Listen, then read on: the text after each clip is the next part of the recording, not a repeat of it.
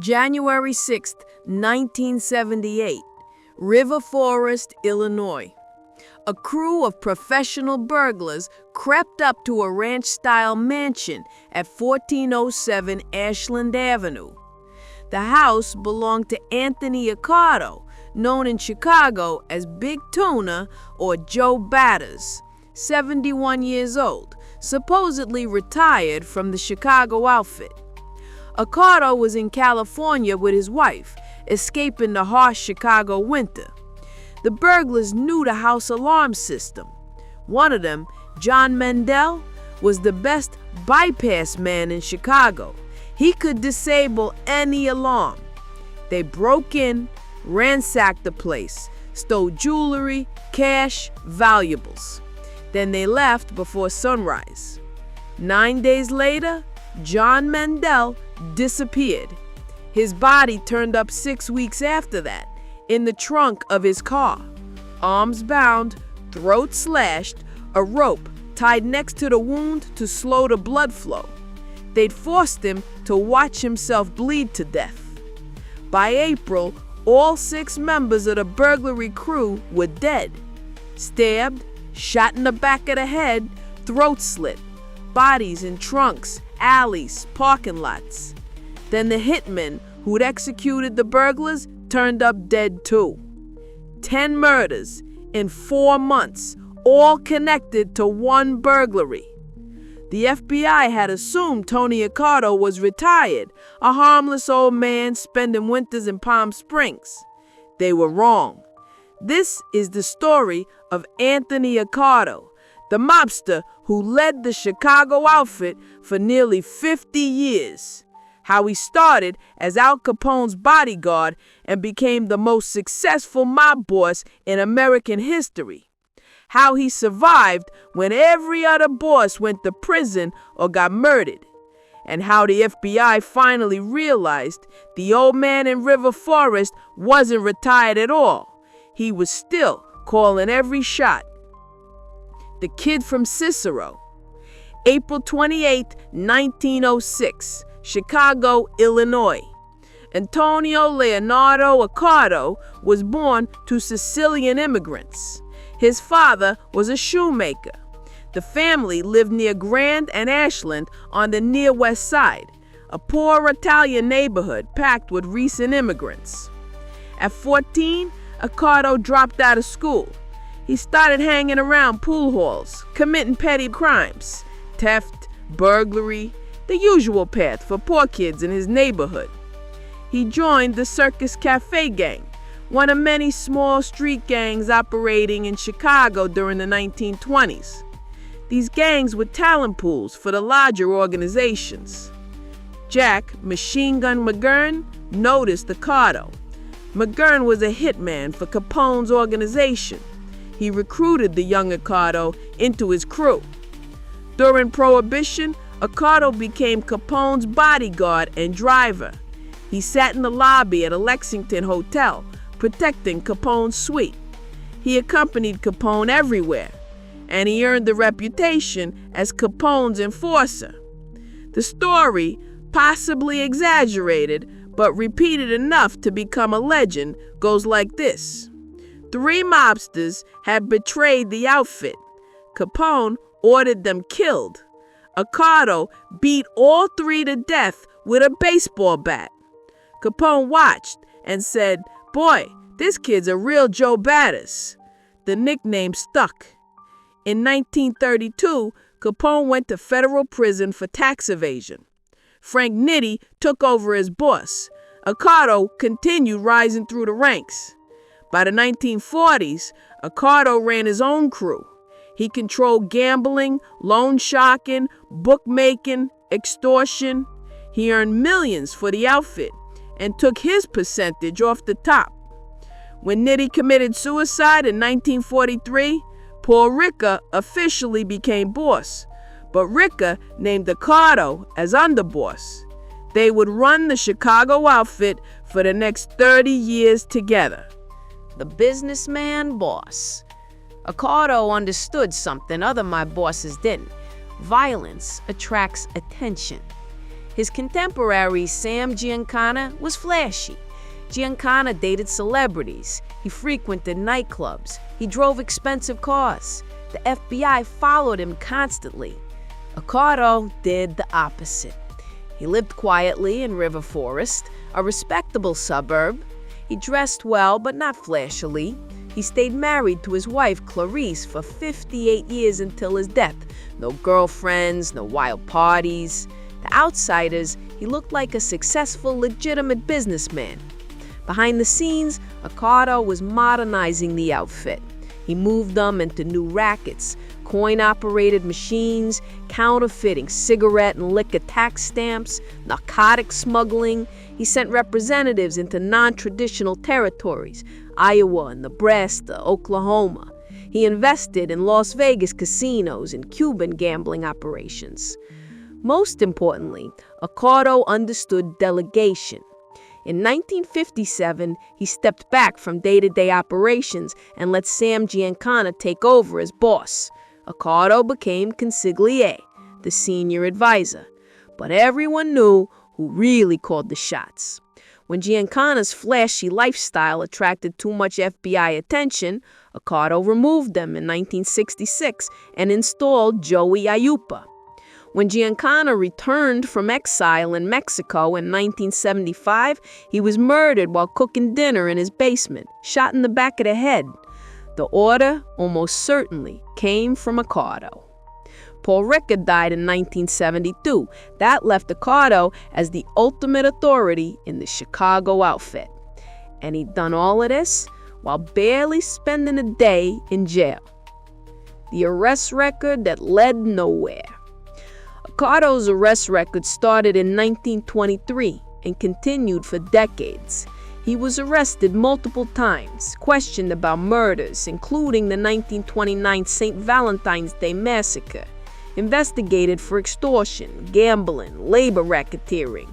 In 1950 and 1951, Accardo testified before the Kefauver Committee, the Senate committee investigating organized crime.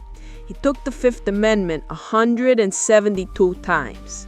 In November 1960, the government finally won a conviction, tax evasion. Accardo was sentenced to 6 years in federal prison and a $15,000 fine. It looked like the FBI had finally got him. Then, an appeals court overturned the conviction. The judges ruled the prejudicial newspaper publicity during his trial had denied him a fair hearing. Accardo was acquitted at retrial. That was it. His only conviction overturned on appeal. Despite 80 decades in organized crime, despite ordering countless murders, running gambling empires, controlling unions, laundering millions, Accardo spent exactly one night in jail. That one night happened on Lincoln's birthday in 1945. He was taken into custody for questioning about a gambling case. The courts were closed for the holiday. He had to stay overnight until they reopened. One night in 86 years. No other major American mob boss can claim that record. The 1978 massacre. By the mid-1970s, the FBI considered Accardo semi-retired. He was in his early 70s. He spent winters in California. He lived quietly with his wife. He had legitimate business interests, real estate development, trucking companies, restaurants. The FBI still listed him as part of Chicago's ruling triumvirate, alongside Jackie Cerrone and Joey Aiuppa. But they thought he was mostly advisory, a ceremonial figurehead.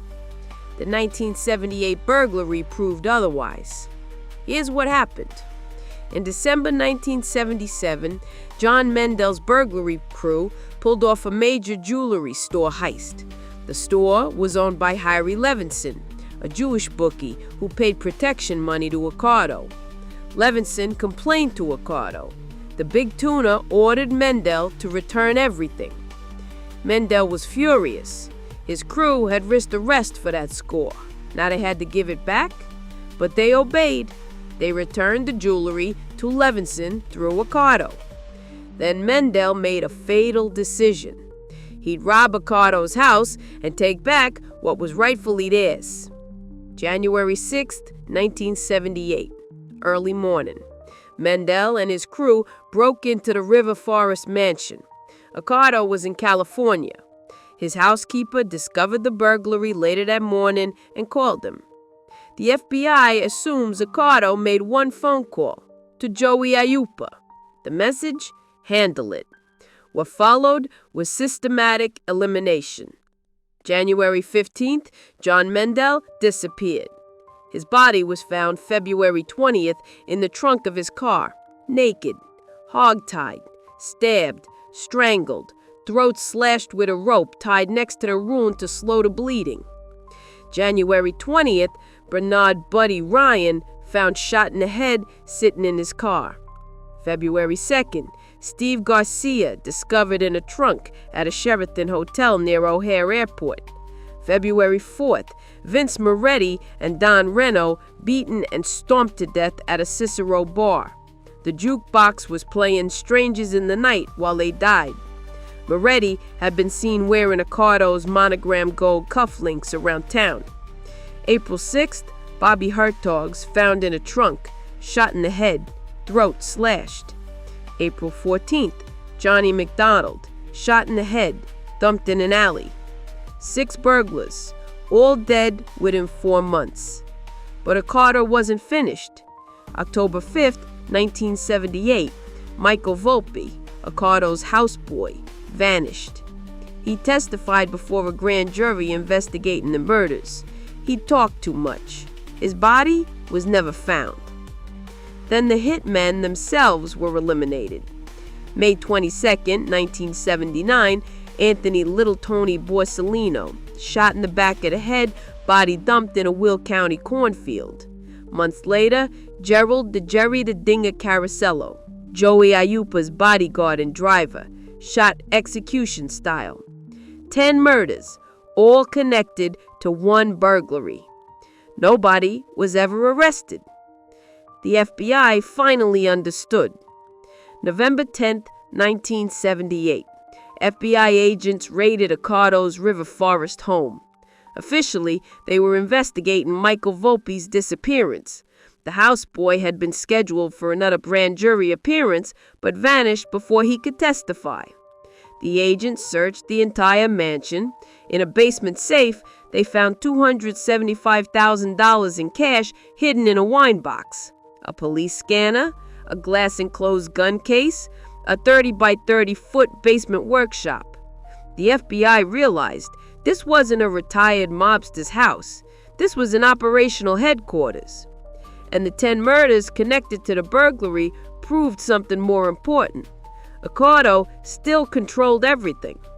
A truly retired boss doesn't order 10 revenge killings. A figurehead doesn't have the power to eliminate an entire burglary crew plus the witnesses and hitmen. Only someone still actively running the organization could orchestrate that level of violence. The FBI had been wrong. Accardo wasn't retired. He'd simply delegated the day-to-day operations while maintaining final authority over major decisions. And when someone robbed his house, disrespected him on his own territory, Accardo responded the same way he had for 50 years. Swift, brutal, total elimination. The message was clear. The old man in River Forest might look like a retiree, but he was still the boss. The final years. 1979. Accardo sold the River Forest mansion and moved elsewhere in the suburb. Eventually, he moved to Barrington Hills, living with his daughter and son-in-law in an in-law cottage on their 22-acre estate. The FBI continued linking him to union racketeering and organized crime operations, but they never built a prosecutable case. Accardo continued offering counsel to Chicago outfit members.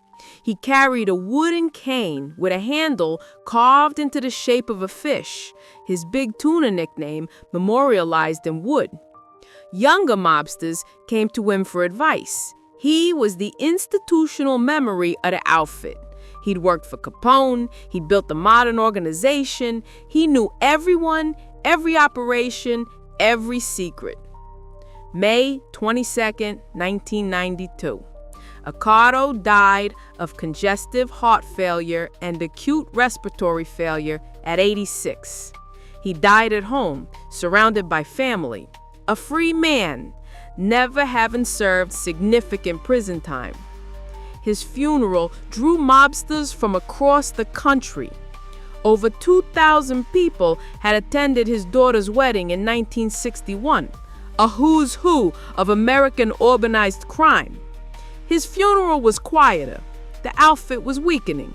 RICO prosecutions had destroyed most of the leadership. The glory days were over. But Accardo had lived those glory days for nearly 70 years, and he never paid the price. Why Accardo succeeded. Every other major mob boss from Accardo's era went to prison or got murdered. Al Capone, prison. Luciano deported. Frank Costello retired under threat. Vito Genovese, prison. Carlo Gambino died before prosecution. Paul Castellano, murdered. Sam Gianica, murdered. John Gotti, prison. Accardo outlasted them all. Why? First, he kept a low profile. While Gianica dated Phyllis McGuire and drew FBI surveillance everywhere he went, Accardo stayed home with his wife. He looked boring, respectable, not worth watching closely. Second, he delegated.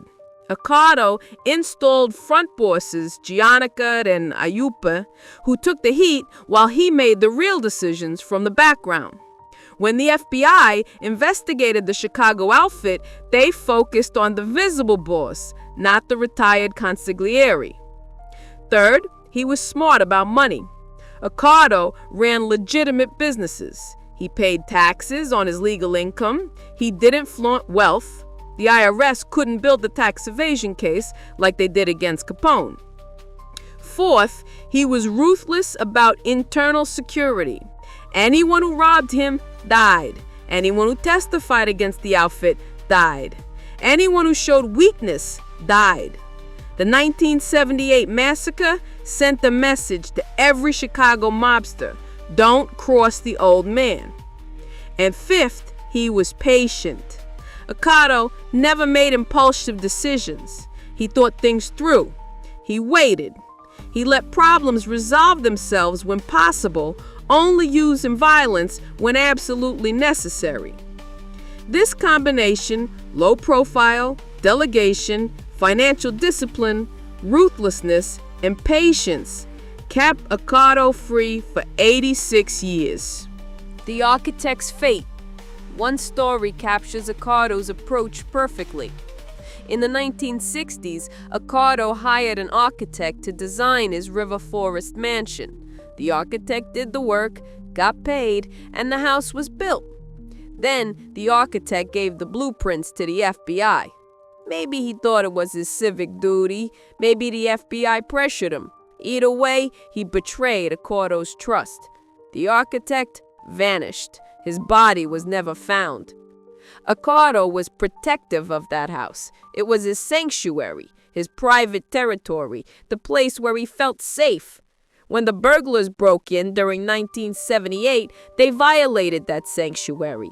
10 people died as a result. The house on Ashland Avenue wasn't just a house, it was a symbol of Accardo's power. Attacking it meant attacking him, and nobody attacked Tony Accardo without consequences. For decades, the FBI watched Anthony Accardo. They investigated him for murders, racketeering, extortion, tax evasion. They testified about him before Senate committees. They raided his house. They never made a case stick. When Accardo died in 1992, he'd spent 86 years as a criminal, 70 of them in organized crime, and served 1 night in jail. He'd outlived Al Capone, Paul Ricca, Sam Giancana, and every other boss from his generation. He'd survived Prohibition, the Kefauer hearings, the FBI's war on organized crime, RICO prosecutions, and multiple internal power struggles. And he died peacefully, at home, a free man. The FBI's mistake was assuming that because Accardo looked like a retiree, living quietly in the suburbs, spending winters in California, he must have been retired. The 1978 massacre proved otherwise. 6 burglars, 1 fence, 1 houseboy, and 2 hitmen, all dead within 16 months of that January break-in. The old man in River Forest wasn't retired. He was just smart enough to look harmless while running the most powerful criminal organization in the Midwest. That's what made Tony Accardo the most successful mob boss in American history. Not the longest reign, not the most money, not the biggest territory. The fact that he did it all for 86 years and never spent the night behind bars. The FBI finally understood that in 1978, 40 years too late.